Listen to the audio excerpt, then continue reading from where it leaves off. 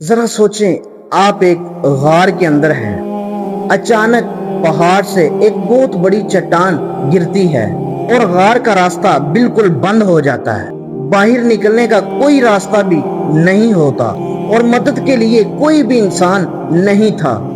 3 آدمیوں نے اللہ سے دعا کی، مگر وہ دعا عام نہیں تھی۔ انہوں نے اللہ کو اس نیک اعمال کا واسطہ دیا جو انہوں نے صرف اللہ کی رضا کے لیے کیے تھے۔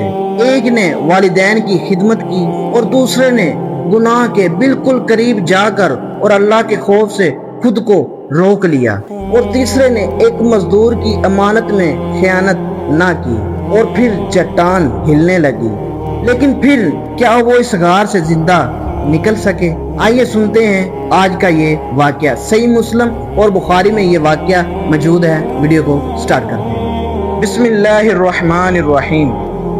السلام علیکم ناظرین، آج کا واقعہ ایسا ہے جس میں ایک طرف خوفناک آزمائش ہے اور دوسری طرف اللہ پر یقین، اور تیسری طرف ایسے نیک اعمال ہیں جنہوں نے مشکل وقت میں 3 انسانوں کے لیے نجات کا راستہ کھول دیا۔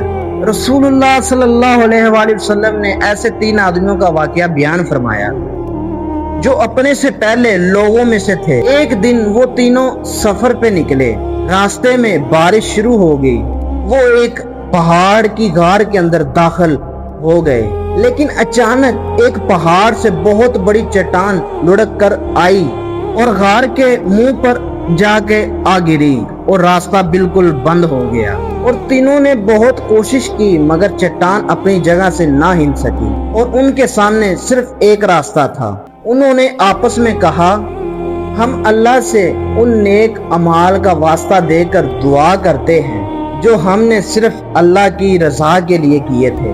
پہلے شخص نے اللہ سے عرض کیا، اے اللہ، میرے بوڑھے والدین تھے، میں اپنے روزانہ جانور کو چراتا اور واپس آ کر ان کا دودھ نکالتا تھا اور اپنے بیوی بچوں سے پہلے اپنے والدین کو دودھ پلاتا تھا۔ ایک دن میں دیر سے واپس آیا۔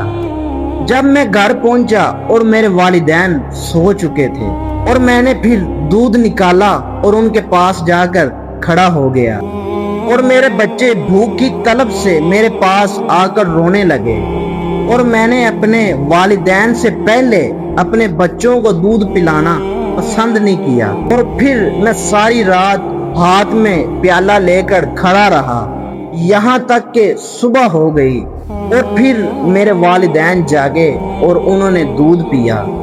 اے اللہ، اگر میں نے یہ کام تیری رضا کے لیے کیا تھا تو ہماری اس مصیبت کو دور فرما۔ چنانچہ چٹان کچھ ہٹی، مگر اتنی نہیں کہ وہ باہر نکل سکے۔ اور اب دوسرے شخص نے دعا کی اور اس نے بتایا کہ میری ایک رشتہ دار عورت تھی جس سے وہ بہت محبت کرتا تھا۔ ایک موقع پہ اس عورت کو سخت ضرورت پیش آئی اور وہ اس کے پاس آئی، اور اس شخص نے اس کو مال دینے کے بدلے میں اس کو گناہ کی طرف بلایا۔ اور جب وہ شخص اس گناہ کے بالکل قریب پہنچا اور پھر عورت نے اس شخص کو اللہ کا خوف یاد دلایا، اور یہ سن کر وہ شخص رک گیا اور ڈر سے اللہ کی طرف واپس لوٹ آیا۔ اور پھر اس شخص نے عرض کیا، اے اللہ، اگر یہ گناہ میں نے تیری رضا کے لیے چھوڑا تھا تو ہماری مصیبت کو دور فرما۔ چٹان پھر کچھ ہٹی، لیکن ابھی بھی اتنی جگہ نہیں بنی کہ وہ تینوں باہر نکل سکے۔